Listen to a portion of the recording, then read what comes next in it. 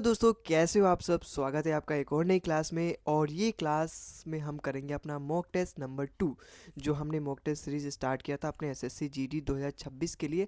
आप तो जानते हो जीडी का एग्ज़ाम आने वाला है, तो उसी के लिए हम मॉक टेस्ट करने वाले हैं। और ये जितने भी मॉक टेस्ट करवाने वाले हैं हम यूट्यूब पर, ये सारे रेलेवेंट मॉक होने वाले हैं। मतलब यहीं से आपका पेपर आएगा, पेपर का जो पैटर्न है वो इसी तरीके से आएगा। क्वेश्चंस भी आपको देखने को जो मिलेगा वो यहीं से मिलेगा, मतलब इसी तरीके से मिलेगा आपको।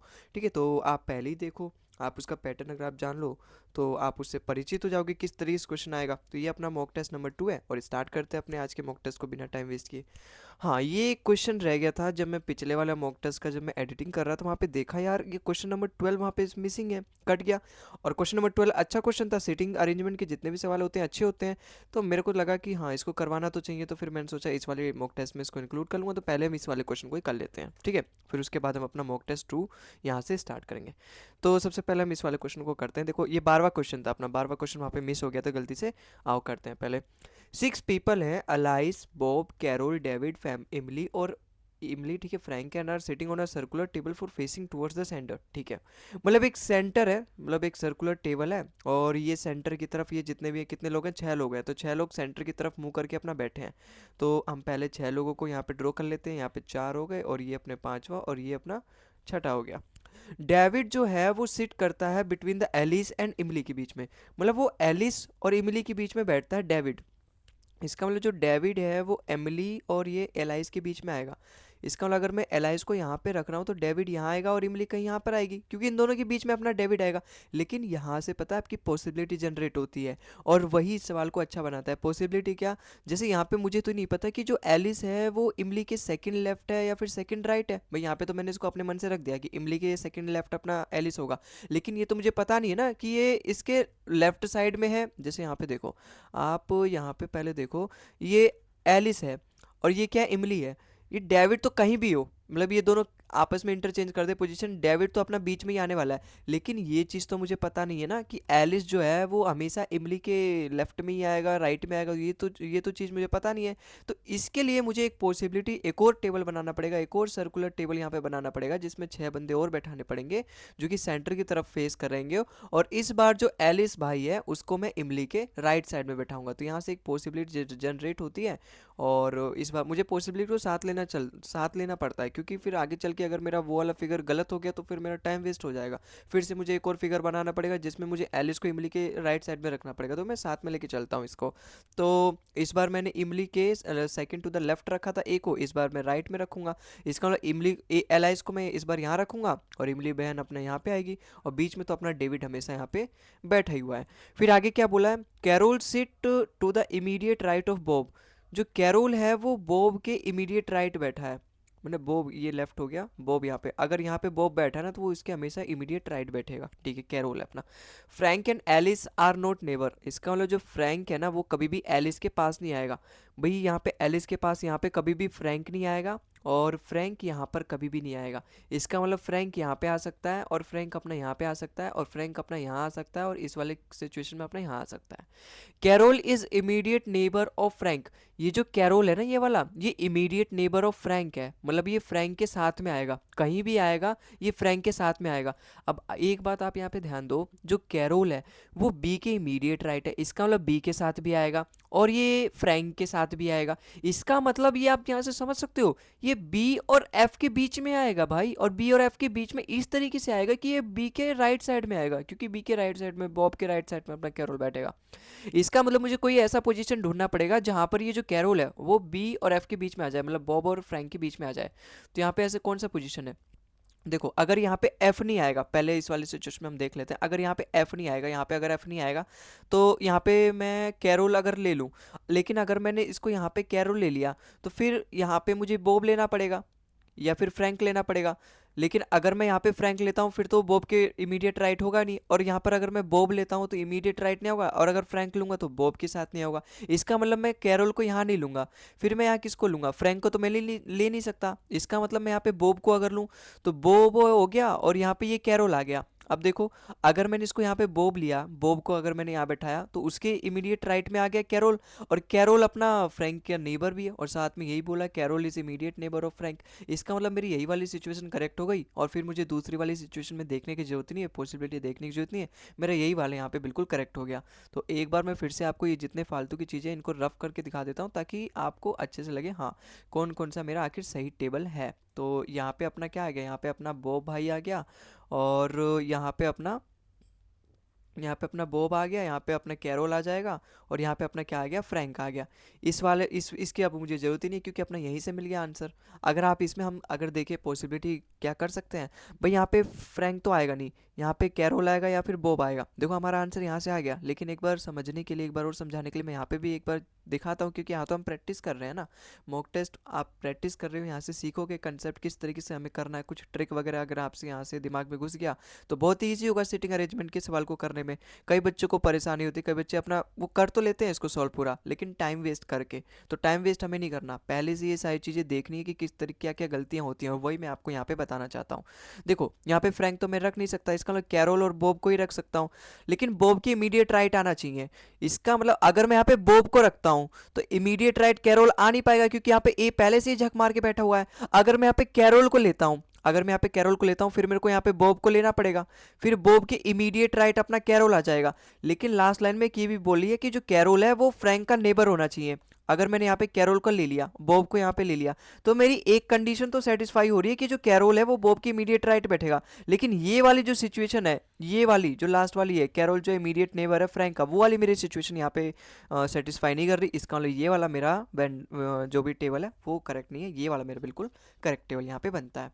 Who sits immediate to the right of Frank, Emily, Emily बोला है, एक बार इसको रफ भी कर देते हैं, ठीक है। और बोला क्या, एमिली बोला है, इसका मतलब मुझे राइट बताना है एमिली के राइट में कौन है। भाई इमली अपने यहाँ पर है, और इमली के राइट कौन है यहाँ पे, डी। देखो आप कैसे पहचानोगे राइट और लेफ्ट, अगर इसका मुंह अंदर है ना तो मुझे अंदर की तरफ ही अपना मुंह करके सोचना है कि इधर वाला राइट होगा, इधर वाला लेफ्ट होगा। जिधर की तरफ उनका मुंह होता है उधर की तरफ मैं अपना मुंह करके देखता हूँ कि कौन सा राइट है उनका, मतलब उनका राइट ही मेरा राइट होगा।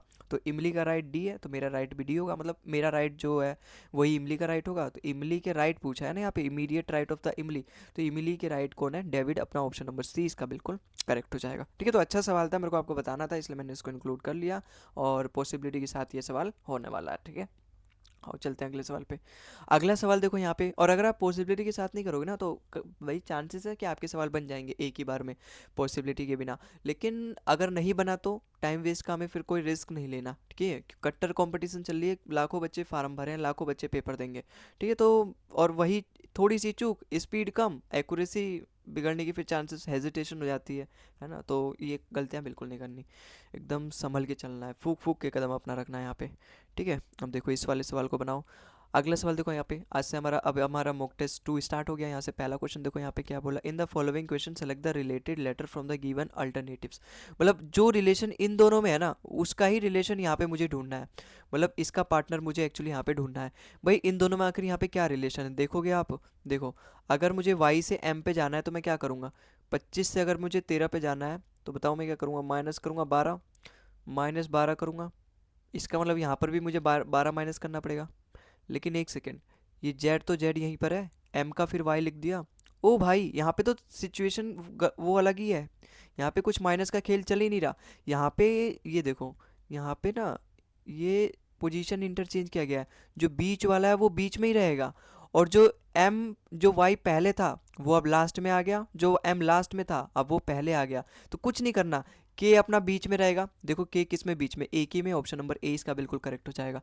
एफ अपना लास्ट में आएगा, एफ यहाँ पे आएगा, यू अगर लास्ट में तो वो पहले आएगा, यू के एफ, अपना ऑप्शन नंबर ए ही इसका बिल्कुल करेक्ट हो गया। ठीक है, तो ये सवाल भी आपको समझ में आया होगा। अगले सवाल पे चलते हैं। अगला सवाल देखो यहाँ पे क्या बोल रहा है, पेन का कलर चेंज कर लेते हैं, क्वेश्चन भी उसी कलर का है तो ग्रीन ले लेते हैं। In the following question select the figure which can be placed at the sign of question mark. मतलब मुझे क्वेश्चन मार्क की जगह क्या आ सकता है वो मुझे बताना है, फ्रॉम द गिवन अल्टरनेटिव्स। अच्छा इस सवाल को देखो, मैं यहाँ पे देखूँ तो ये दोनों आपस में रिलेटेड है, क्योंकि इन दोनों में सर्कल और ट्रायंगल वो भी जिस तरीके से सेम सेम है। और यहाँ पे इन दोनों में देखूँ तो इन दोनों में कहीं कहीं रिलेशन चल रहा है। तो इसमें से अगर मैं इस पहले और तीसरे वाले में देखूँ तो क्या रिलेशन है, दोनों की जो पोजीशन है वो आपस में इंटरचेंज हो गई। और यहाँ पर भी देखूँ तो आपस में इंटरचेंज हो गई है इन दोनों में।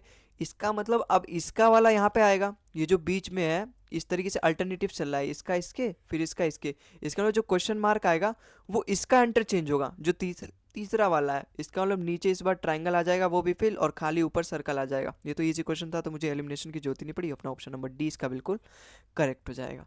ठीक है, तो आई होप आपको ये सवाल भी समझ में आया होगा। अगले सवाल पे चलते हैं। अगला सवाल देखो यहाँ पे बोल रखा है, ये ढूंढना है हमें अपने इस ऑप्शंस में। ठीक है, ये अपना ऑप्शन नंबर ए है, ये बी है, और ऐसे ये सी है, और ये डी है। तो इसको ढूंढो कहाँ पर है ये बताओ।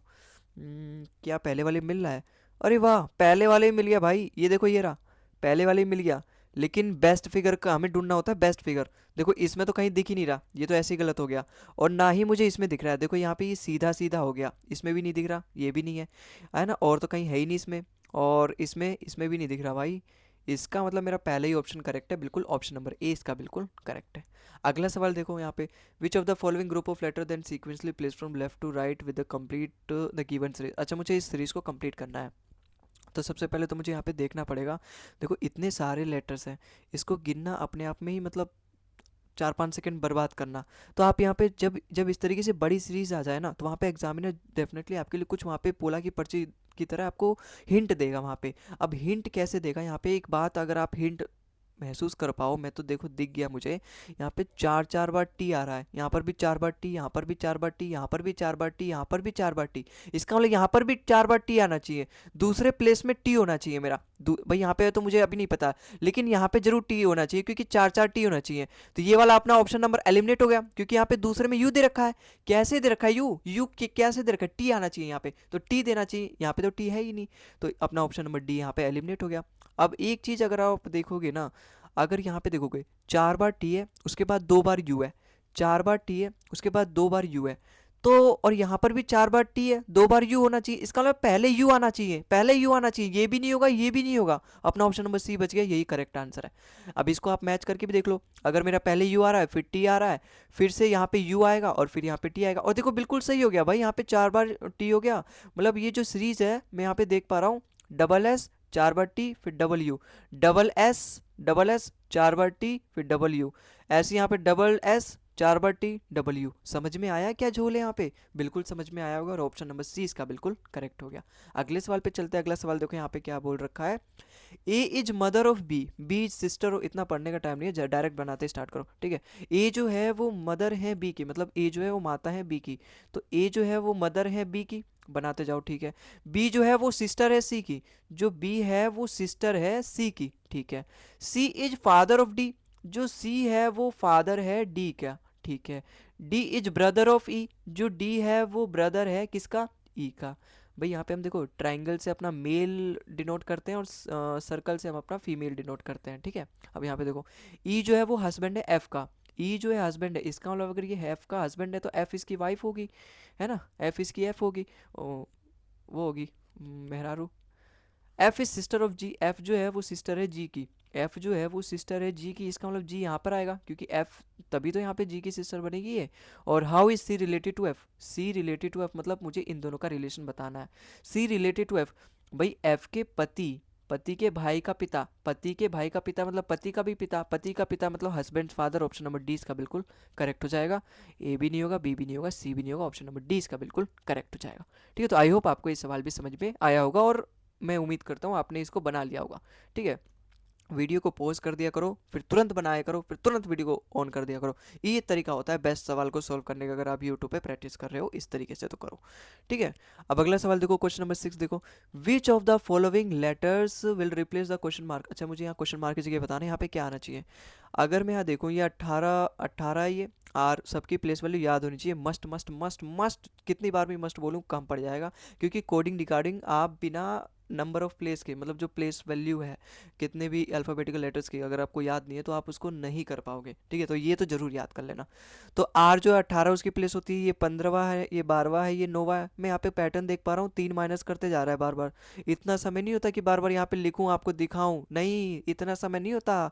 यहाँ पे हमें विजुअलाइज करना पड़ेगा ना, ये लिखने का समय होता है। स्क्रीन पे इस तरीके से दिखेगा ना, तो अपने मन में इमेजिन करो ये 18, ये 15, 12, 9 है, 6 है। तो 6 में 3 माइनस करो, 3 आएगा, ऑप्शन नंबर सी। बस चलते बनो, बस हमें नौकरी लेने से मतलब है, हमें नहीं मतलब है कि सवाल में -3 लिखूं ना लिखूं, पेपर पे उतारूं, नहीं, इतना समय नहीं होता। यही होता है बेस्ट तरीका सवाल को सॉल्व करने का मॉक टेस्ट में, ठीक है। तो इस तरीके से अभी से हैबिट बनाओ। हैबिट ये नहीं बनानी कि मुझे सारे सॉल्व करने हैं, हैबिट ये बनानी है कि मुझे कम से कम समय में और ज़्यादा से ज़्यादा सवाल सॉल्व करने हैं, बिल्कुल 100% एक्यूरेसी के साथ, सबसे ज़्यादा एक्यूरेसी के साथ। ये हमें स्पीड बनानी है। ये स्पीड नहीं बनानी कि ये स्पीड देखो बनानी है जब हम सिलेबस पूरा करते हैं, हमें पहले पहले तो ये कोशिश करना है कि हम पूरे सवाल को सॉल्व कर पाए।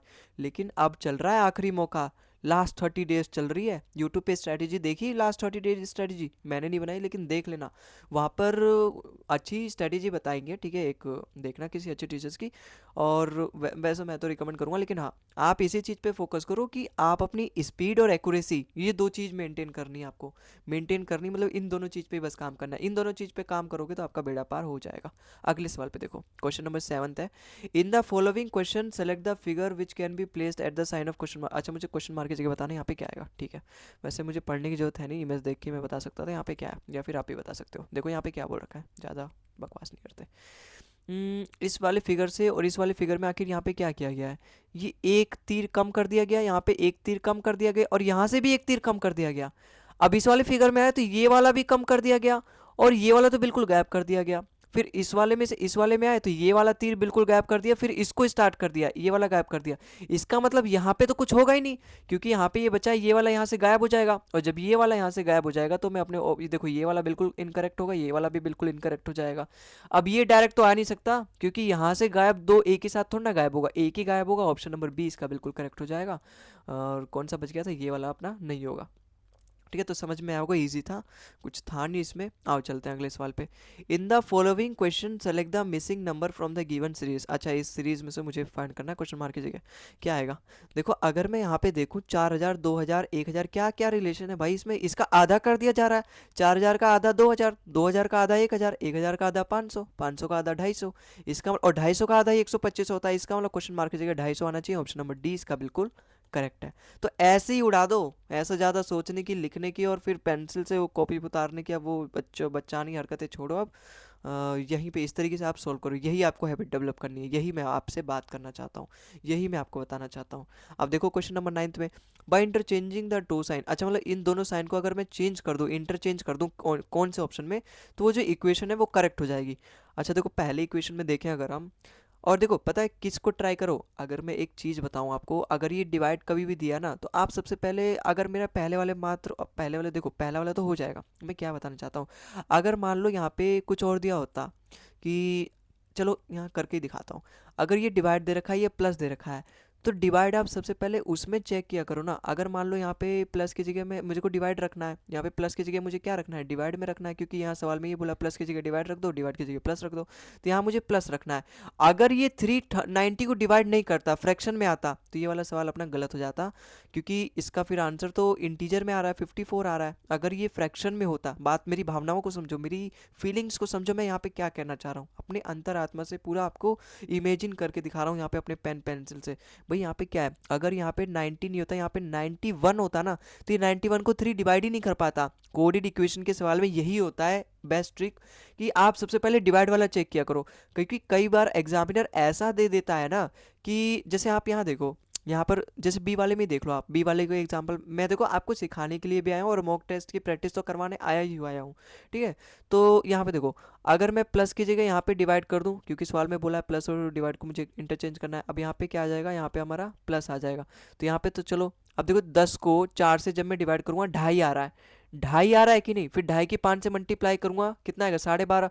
और फिर ये पूरा मेरा डेसिमल में चले जा रहा है, इसका मतलब बी मेरा ऐसे ही गलत हो गया। बस आगे कुछ देखने की जरूरत ही नहीं, पूरा सोल्व करने की जरूरत ही नहीं है।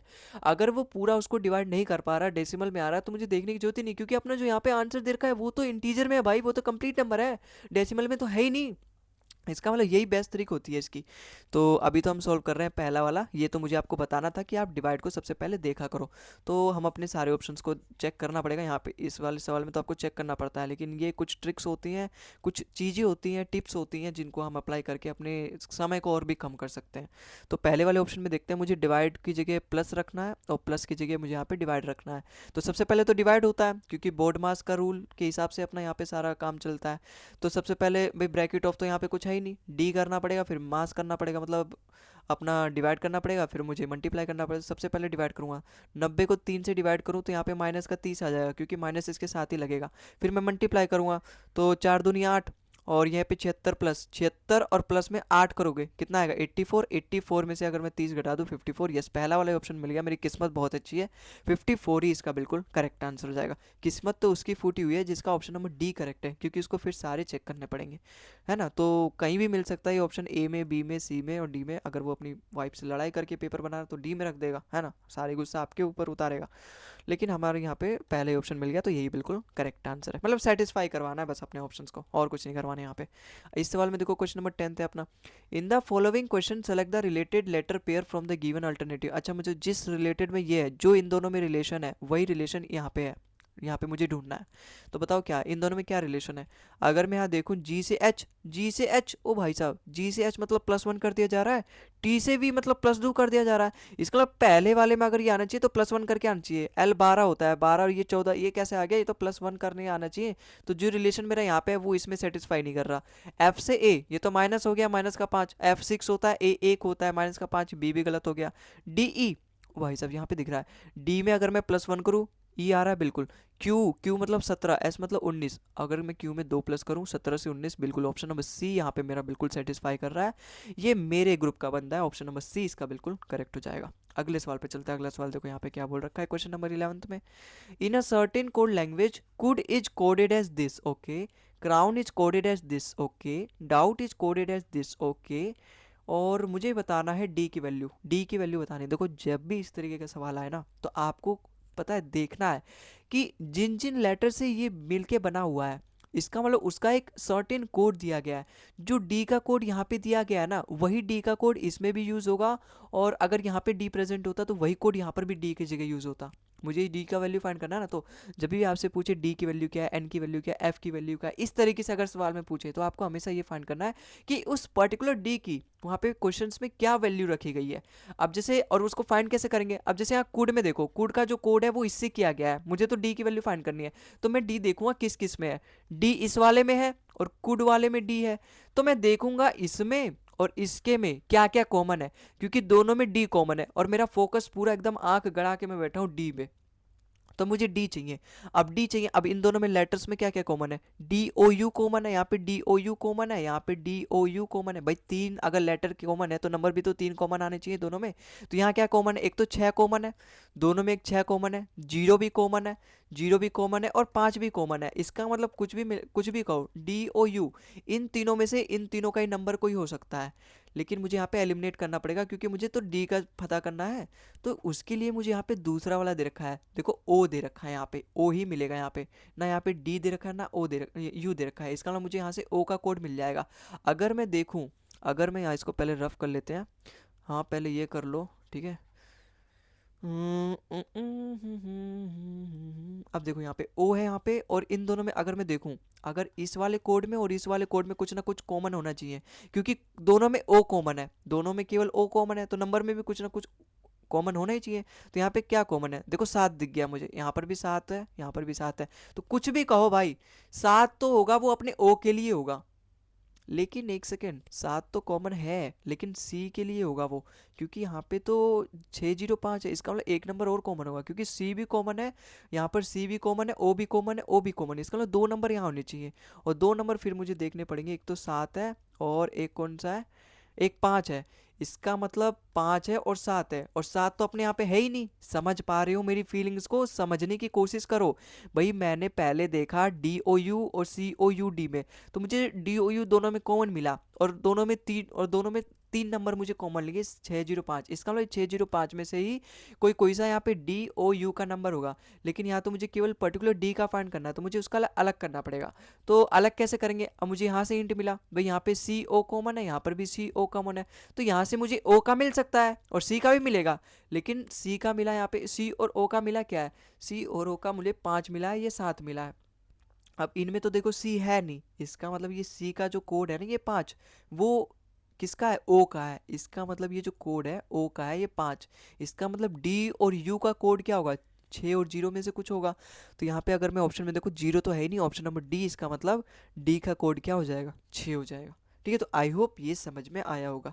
अगले सवाल पे चलते हैं। अगला सवाल देखो, सिटिंग अरेंजमेंट का सवाल है अपना।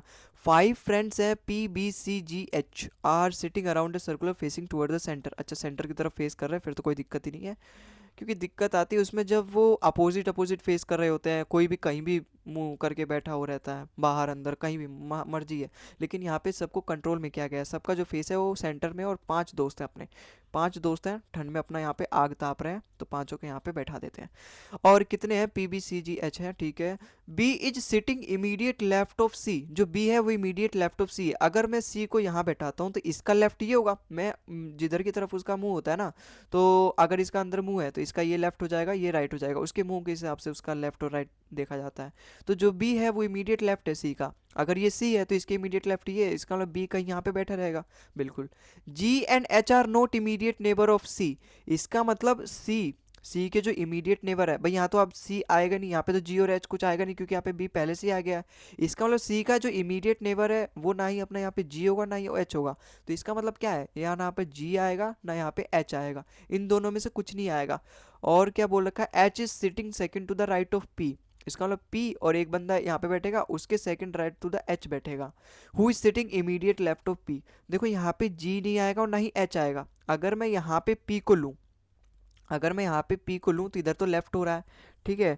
पी के second to the left H होना चाहिए, मतलब सेकंड टू द राइट होना चाहिए। भाई पी को मैं यहाँ पे ले नहीं सकता, क्योंकि उसका राइट ये है और उसके right second to the right यहाँ पे सी पहले से बैठा गया है। इसका मतलब पी को मैं यहाँ नहीं ले सकता।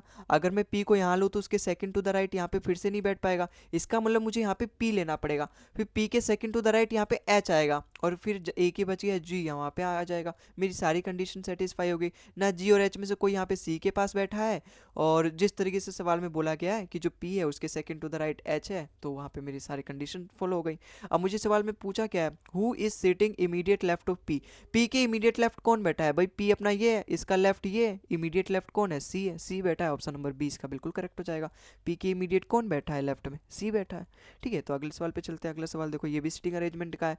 8 टीचर्स हैं, जतिन, अभी, गोपाल, हीना, ईशा, रोहित और काजल, ये जितने भी लोग हैं सभी लोग बैठे हैं सर्कुलर टेबल के अराउंड और facing opposite to the centre, इसका मतलब बाहर की तरफ। अगर ये अपना सर्कुलर टेबल है तो बीच में अपना सेंटर होगा, उसके अपोजिट फेस कर रखे हैं, इसका मतलब सभी के जो सभी हैं वो बाहर की तरफ फेस कर रखे हैं। और है कितने लोग? 8 टीचर्स हैं। तो 8 टीचर्स को सबसे पहले तो यहाँ पे बैठा दो, ये 3 लोग बैठ गए, ये 4 लोग, ये अपने 5 लोग, 6 लोग, और ये 7 लोग, और ये अपने 8 लोग। तो ये 8 लोग अपने यहाँ पे टीचर्स बैठ गए। अभी जो है वो second to the left of हीना है, यहाँ पे डायरेक्ट रिलेशन दे रखा है, मतलब मुझे कोई पॉसिबिलिटी की जरूरत तो है नहीं यहाँ पे। अभी जो है second to the left of हीना है, अगर मैं हीना जी को यहाँ पे बैठाता हूँ तो अभी जो है उसके सेकंड टू द लेफ्ट बैठेगा, है ना। इसका भाई ये इनका राइट है, क्योंकि अब इनका मुंह बाहर की तरफ है, तो इनका ये लेफ्ट होगा, ये लेफ्ट होगा, ये राइट है। तो लेफ्ट टू द, अभी जो है वो सेकंड टू द लेफ्ट बैठा है, इसका मतलब अभी कहीं यहाँ पे बैठेगा, ठीक है। Rohit is third to the right of Heena, जो रोहित है वो हीना जी के थर्ड टू द राइट बैठे हैं। हीना अगर यहाँ पे बैठी है तो उसके third to the right of Rohit बैठेगा, क्योंकि इनका जो राइट है वो इधर है। तो एक राइट, दो राइट, तीन राइट, तो यहाँ पे कहीं रोहित बैठेगा अपना, ठीक है। Gopal is second to the right of Jatin, अब मुझे तो पता नहीं जतिन कहाँ बैठेगा, इसका मतलब मुझे ऐसे यहाँ पे मन में रखना पड़ेगा, जो गोपाल है वो second to the right of Jatin है, ठीक है। Rohit is second to the left of Jatin, भाई रोहित का तो मुझे पता है, अभी अभी मैंने रोहित का देखो यहाँ पे पढ़ा था, और रोहित यहाँ पे अपना बैठा है। तो रोहित जो है वो जतिन, रोहित जो है वो second to the left of Jatin है, मतलब जतिन के second to the left of Rohit है। इसका मतलब ये जो रोहित है वो जतिन के सेकंड टू द लेफ्ट होना चाहिए। इसका मतलब जतिन अपना कहीं यहाँ पे आएगा, तभी तो ये रोहित उसके सेकंड टू द लेफ्ट होगा, बिल्कुल। क्योंकि अगर मैं जतिन को यहाँ बैठाऊंगा तो ये उसका राइट हो जाएगा, ये उसका लेफ्ट हो जाएगा। और देखो second to the left of, यहाँ पे तभी रोहित आ रहा है। और ये जो जतिन से रिलेटेड एक यहाँ पे सिचुएशन दे रखी थी, यहाँ पर एक कंडीशन दे रखी थी कि जो जतिन है उसके second to the right Gopal बैठेगा। तो राइट तो उसका ये है, लेफ्ट इसका ये है, तो उसके सेकंड टू द राइट यहाँ पे कौन बैठेगा, गोपाल। फर्स्ट राइट ये है, सेकंड राइट ये, तो यहाँ पे अपना कहीं गोपाल बैठ जाएगा, ठीक है। Kajal is third to the left of Isha, जो काजल है वो ईशा के थर्ड टू द लेफ्ट बैठेगी। इसका मतलब ईशा कहाँ बैठेगी, ताकि जो काजल है उसके थर्ड टू द लेफ्ट बैठ पाए। अगर मैं काजल को यहाँ बैठा पाता हूँ तो ये वाली चीज़ तो उसकी राइट हो जाएगी, ये वाली चीज़ उसकी लेफ्ट हो जाएगी। और काजल जो है वो ईशा के लेफ्ट है, third, third left to the Isha. अगर काजल यहाँ पे है, भाई यहाँ पे इसको समझो, काजल है और ईशा दे रखे, अगर ये ईशा है ना तो ईशा के थर्ड टू द लेफ्ट अपनी काजल बैठेगी। इसका मतलब मैं कह सकता हूँ काजल के third to the right of Isha. तो काजल का राइट क्या है, राइट ये है, तो काजल के राइट, एक राइट, दो राइट, तीन राइट, इसका मतलब ईशा कहीं यहाँ पे बैठेगी। आप चाहे इसको ऐसे समझ लो कि ईशा के थर्ड टू द लेफ्ट काजल बैठेगी, तो ईशा को मुझे यहाँ पे बनाना पड़ेगा, फिर उसका राइट ये है और इसका लेफ्ट ये है, तो ईशा के थर्ड टू द लेफ्ट अपनी यहाँ पे काजल बैठी हुई है। और अगर मैं काजल को पहले बैठाऊँ, इसका मतलब काजल के थर्ड टू द राइट अपनी ईशा बैठेगी। भाई सवाल में यही है ना, Kajal is third to the left of Isha, या तो काजल थर्ड लेफ्ट बैठेगी ईशा के, या फिर ईशा काजल के थर्ड राइट बैठेगी। आया समझ में, दोनों को अगर मैं अलग अलग नाम से पढ़ूँ तो उनका अपोजिट हो जाएगा जो डायरेक्शन है। तो अब ये तो सारा सॉल्व हो गया, क्योंकि यहाँ पे देखोगे तो ईशा के एकदम third to the left of Kajal बैठ गई है बिल्कुल। ठीक है, अब आगे क्या बोल रखा है। अब देखो सारे लोग अपने पूरे नहीं हुए, केवल 7 लोग पूरे हुए हैं। ठीक है, एक जो जगह अपना यहाँ पे खाली रह गया है। अब यहाँ पे कौन आएगा, कौन रहेगा यहाँ पे बाकी, लीला जी रह गई, तो यहाँ पे लीला जी को बैठा दो। तो अब ये अपना पूरा यहाँ पे सिटिंग अरेंजमेंट कंप्लीट हो गया। अब मेरे से जो भी पूछे सवाल में मैं उसका जवाब इजीली बता सकता हूँ। तो यहाँ पे अपने सारे लोग यहाँ पे सबको मैंने बैठा दिया। अब देखो हमारे सवाल में पूछा गया है, सवाल में पूछा गया है यहाँ पे, हम्म, सवाल में पूछा है who is the sitting to the immediate left of Abhi. Abhi के इमीडिएट लेफ्ट कौन बैठा है, भाई अभी का लेफ्ट ये है, इमीडिएट लेफ्ट जतिन बैठा है। ऑप्शन नंबर सी इसका बिल्कुल करेक्ट हो जाएगा। ठीक है, तो आई होप आपको ये सवाल भी समझ में आया होगा। अगले सवाल पे चलते हैं। अगला सवाल देखो अपना यहाँ पे मिरर इमेज का है। अब यहाँ पे देखो, अगर मैं यहाँ पे इसको मिरर रख देता हूँ तो यहाँ पे किस तरीके से इमेज बनेगा, हमें यहाँ पे ऑप्शन में से बताना है। अब भाई अगर यहाँ पे इस तरीके से मिरर लगा है तो ये कहीं इस तरीके से बनेगा, बिल्कुल बनेगा। और ये ट्रायंगल भी अपना यहाँ पे रहेगा, लेकिन ये इस बार इस तरीके से रहेगा। कहीं देखो, देखो इस वाले में तो है ही नहीं, ये गलत हो गया। और तीनों में है, और तीनों में है बिल्कुल, और तीनों में तो सेटिस्फाई कर रहा है। अगर मैं इस गोले को देखूं तो ये गोला कहीं यहाँ बनेगा, और वो बनेगा किस तरीके से, कहीं इस तरीके से बनेगा। किस वाले में करेक्ट है, इस वाले में करेक्ट नहीं है, देखो ये वाला भी गलत हो गया। अब मैं इसमें देखूं, अगर मैं इसमें फिर और क्या देख सकता हूँ, है देखो ये दोनों का अलग अलग है, ये जो रेक्टेंगल वाला है। तो मैं यहाँ पे देखूंगा किस तरीके से बनेगा। भाई यहाँ पे ये इस तरीके से बनेगा, बिल्कुल ये इस तरीके से बनेगा, मतलब ऊपर आना चाहिए, यहाँ बीच में दे रखा है, ये वाला गलत हो जाएगा। ऑप्शन नंबर सी वाला इसका बिल्कुल करेक्ट हो जाएगा। ठीक है, तो आई होप आपको समझ में आया होगा। हमें पूरा सॉल्व करने की जरूरत नहीं है, बस हमें देखना है, थोड़ा थोड़ा पेन चलाते रहना है, देखना है कहाँ मिल गया, मिल गया, नहीं मिला, मिल गया, नहीं मिला, मिल गया, नहीं मिला, हाँ मिल गया। ऑप्शन नंबर सी इसका बिल्कुल करेक्ट हो गया। तो इस तरीके से करना, हमें अपना ज़्यादा से ज़्यादा समय बर्बाद नहीं करना है। यही सारी चीज़ें आप सीखोगे मॉक टेस्ट में, अगर आप हमारे साथ सॉल्व करते हो तो। अब इस सवाल को देखो, क्वेश्चन नंबर 15 है अपना, 376 373, इसके मुझे क्या फाइंड करना, मिसिंग नंबर फाइंड करना। मतलब यहाँ क्वेश्चन नंबर की जगह क्या आएगा। हाँ ये अच्छी सीरीज है। देखो अगर मैं यहाँ पे 3 माइनस करता हूँ, यहाँ पे अगर मैं 3 माइनस करता हूँ पहुँच जाएगा, लेकिन यहाँ तो इतना बड़ा आ गया, फिर यहाँ मुझे फिर प्लस करना पड़ेगा। क्या प्लस करना पड़ेगा, 7 2 9, 9 प्लस करना पड़ेगा। ठीक है, तीन का 3 गुना हो रहा होगा, क्या पता। आगे चले, आगे चले, हाँ फिर से माइनस करना पड़ा। अगर मैं 12 में से 5 माइनस करूंगा तो क्या आएगा, 7 आएगा। फिर यहाँ पे 37 में से 35 मतलब 2 आएगा, और ये क्या करना पड़ा, माइनस करना पड़ेगा। फिर यहाँ तो ये प्लस करना पड़ा, मैंने यहाँ पे 9 प्लस किया, यहाँ पे 3 गुना 3, यहाँ पे इसका 3, इसका मतलब यहाँ पे 81 प्लस करना पड़ेगा। अगर मैं इसमें 81 प्लस करूँ तो देखो हो रहा है बिल्कुल। और 81 अगर मैं प्लस कर रहा हूँ, 355 में 81 प्लस करने पे क्या हो रहा है, ये 5 में एक जोड़ा 6 आ रहा है। ठीक है, और 8 5 13 3 एक हासिल, हाँ बिल्कुल हो रहा है। इसका मतलब यहाँ पे 81 प्लस करना पड़ा तो मेरे पास 436 मिल गया। इसका मतलब जो अगला नंबर आएगा ना, वो इसका 3 गुना करके माइनस करना पड़ेगा, क्योंकि पहले मैंने माइनस किया फिर प्लस किया, फिर माइनस किया फिर प्लस किया। अब इसका 3 गुना करके माइनस करूंगा, क्योंकि हर बार 3 गुना की मल्टीप्लाई भी करना पड़ेगा। तो 81 का 3 गुना कितना होगा, 234, 8 थी 24, और 233 होगा, 243 होगा, है ना, 234 बोल रहा हूँ, 8 थी 24, 243 मुझे माइनस करना पड़ेगा अपने ये 436 36 में से, तब मेरे पे यहाँ पे क्वेश्चन मार्क की जगह पता चल जाएगा। तो यूनिट डिजिट भी तो मैं चेक कर सकता हूँ, 6 में से 3 जाएगा तो लास्ट में 3 आना चाहिए, और लास्ट में 3 देखो ये तो 5 है, ये कुछ और नहीं है 5 है ये, तो 193 केवल ऑप्शन नंबर डी इसका बिल्कुल करेक्ट हो जाएगा। ठीक है, पूरा करके देख लेते हैं भाई। पहले तो इसके रेडियो से मिटा देता हूँ यहाँ पे कि कहीं आपको लगे यहाँ पे 3 तो नहीं है। तो यहाँ पे तो ये 5 दे रखा है। यूनिट डिजिट मैंने पहले मैच कर दिया, 436 में से अगर मैं 243 घटाऊंगा तो 6 में से 3 मतलब लास्ट में 3 आना चाहिए एक ही ऑप्शन में, ऑप्शन नंबर डी इसका बिल्कुल करेक्ट हो जाएगा। पूरा मैच कर लो, अगर मैं 13 में से 4 घटाऊँ 9, 3 में से 2 घटाऊँ 1, 193 आ रहा है, ऑप्शन नंबर डी इसका बिल्कुल करेक्ट हो जाएगा। ठीक है, तो आई होप आपको ये सवाल समझ में आया होगा। अगले सवाल पे देखते हैं।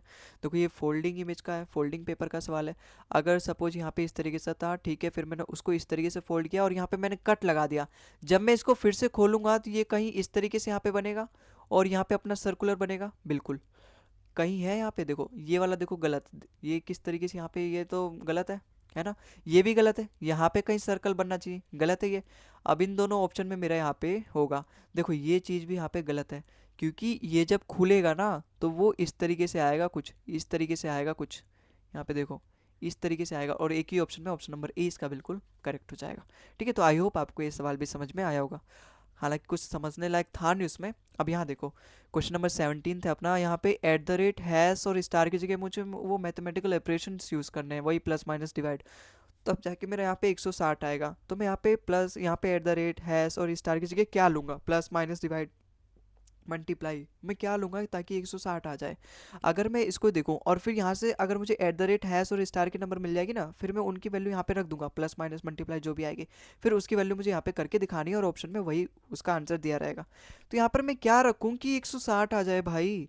देखो 65 जो है ना वो ईजिली 13 से चला जाता है, जब ये 13 से कोई भी चीज अगर कट जाती है ना, डिवाइड हो जाती है इजली, तो मैं सबसे पहले मेरा फोकस जो रहता है वो डिवाइड पे रहता है, फिर मल्टीप्लाई पे रहता है, उसके बाद प्लस माइनस को मैं प्रियोरिटी देता हूँ। सबसे पहला जो मैं फर्स्ट प्रियोरिटी देता हूँ डिवाइड को देता हूँ, क्योंकि डिवाइड है तो डिवाइड के केस में क्या होता है, या तो होगा या तो नहीं होगा।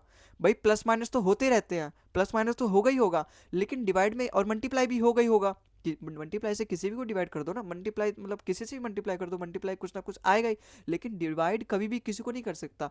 4 को 3 कभी डिवाइड नहीं कर पाएगा, डेसिमल में आएगा। यहाँ जितने भी आंसर होते हैं वो इंटीजर में होते हैं, तो मेरा सबसे फोकस रहता है डिवाइड करने पे। तो 65 जो है वो 13 से डिवाइड हो जाता है। इसका मतलब मैं स्टार की जगह अगर यहाँ पे डिवाइड लेता हूँ तो यहाँ पे क्या बचेगा, 5 आएगा, बिल्कुल आएगा। मुझे 160 लाना है। अब मेरे दिमाग की बत्ती जल गई, यहाँ पे 100 तो पहले ही दे रखा है, ये 55 दे रखा है, यहाँ 5 दे रखा है। अगर मैं 55 में 5 प्लस कर दूँ 60, 60 और इसको मैं 100 में प्लस कर दूं तो इसका मतलब 100 160 हो जाएगा। तो यहाँ से पता चल गया भाई मुझे एट द रेट की जगह प्लस है, हैश की जगह भी प्लस है, और स्टार की जगह क्या अपना डिवाइड है, उसको मैं यहाँ पे रख के भाई जब ये कंडीशन सॉल्व हो गई, इतना समय नहीं है कि मैं इसको देखूँ, हालांकि वेरीफाई करके आप देख सकते हो, वीडियो को पॉज करो देखो, लेकिन यहाँ पे मैं डायरेक्ट करूँगा। स्टार की जगह क्या है, इतना ज़्यादा कॉन्फिडेंस है मेरे अंदर, स्टार की जगह क्या है, कहीं कॉन्फिडेंस ले ना डूबे मुझे, हैश की जगह प्लस आना चाहिए, एट द रेट की जगह प्लस आना चाहिए। तो 15 6 90 और ये 6 और 63 69, और 69 में अगर मैं यहाँ पे जोड़ूँ इसमें 6 5 11 8 9 17 127, 127 ऑप्शन नंबर डी इसका बिल्कुल करेक्ट है। अगर यहाँ पर हम वेरीफाई करें तो स्टार की जगह यहाँ पे डिवाइड आएगा और हैश की जगह प्लस, यहाँ पे प्लस, तो ये जाएगा 6 96, और 96 जब आप इसमें जोड़ोगे भाई 14 और 9 230, और 6 5 11 241, ये बिल्कुल करेक्ट है, बिल्कुल सेटिस्फाई कर रहा है। यस, ऑप्शन नंबर डी ही इसका बिल्कुल करेक्ट है, 127। अगले सवाल पे चलते हैं। अगला सवाल देखो अपना सिलोक्स का आ गया। यहाँ पे ये स्टेटमेंट दे रखी है, ये कंक्लूजन दे रखी है, फिर मुझे बताना है some L are leg, some L are leg, अगर ये एल है तो उसमें से कुछ क्या है, जी है, some L R G. Old T R G, old T R G इसका मतलब टी कहीं यहाँ पे आ रहा होगा, ओल्ड टी आर जी। अब कंक्लूजन देखो, no T is L, no T E H L, क्या कोई ऐसा दे रखा है, देखो नो मतलब श्योरिटी मांग रहा है, अगर यहाँ पे पॉसिबिलिटी होती ना तो मेरा करेक्ट होता। नो टी इच एल, इसने साफ साफ बोल दिया कि जो टी है वो कभी भी एल होगा ही नहीं। ऐसे कैसे हो सकता है, पॉसिबिलिटी थोड़ी ना है, ये कोई भगवान थोड़ी ना है जो बोलेगा पत्थर की लकीर होगी। मैं यहाँ पे पॉसिबिलिटी तो ट्रू हो सकती है, ऐसा 100% थोड़ी ना ट्रू है कि जो टी है वो कभी भी एल होगा ही नहीं, ऐसा 100% थोड़ा ट्रू है, वो हो सकता है, लेकिन इस कथन के हिसाब से क्या बोल रहा है कि वो कभी होगा ही नहीं, ये 100% की बात कर रहा है कि वो जो टी है वो 100%, मैं गारंटी दे रहा हूँ, लिख के दे रहा हूँ कि वो कभी एल होगा ही नहीं, ऐसा नहीं हो सकता।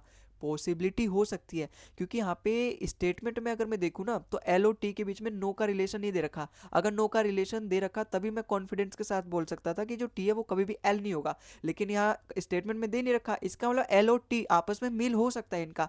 तो कंक्लूजन नंबर मेरा यहाँ से गलत हो गया यहाँ पे। अब दूसरा कंक्लूजन देखूंगा, no G is T, no G is T, ऐसा तो हो ही नहीं सकता भाई, क्योंकि टी जो है वो पहले से ही जी के अंदर आ रहा है, तो सम जी आर टी तो होगा ही होगा। तो ये भी गलत हो गया। तो कौन सा अपना करेक्ट हो जाएगा? नाइदर वाला करेक्ट होगा। दोनों ही गलत कंक्लूजन अपने, दोनों यहाँ पे गलत दे रखा है। Option number A, neither conclusion 1 conclusion 2 follow. ठीक है, तो आई होप आपको समझ में आया होगा। इसी के साथ अगले सवाल पे चलते हैं। अगला सवाल देखो यहाँ पे क्या बोल रखा है।